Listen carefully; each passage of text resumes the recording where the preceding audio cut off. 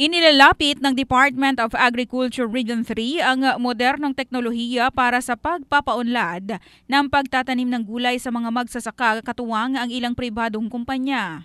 Ito ay sa pamamagitan ng isinagawang technology demonstration para sa lowland vegetable sa Orion, Bataan. Nasa 2,000 square meters na sakahan ang gagamitin para sa techno-demo na sinimula noong nakaraang taon na buwan naman ng Disyembre. Dito ay pinakita ang posibilidad ng pagtatanim ng mga highland vegetable sa lowland area sa tulong ng makabagong teknolohiya. Kabilang sa mga itinanim na gulay ay repolyo at lettuce, ganun din ang kilalang prutas sa highland area na strawberry at ilang lowland na gulay kagaya ng kalabasa, talong at sitaw.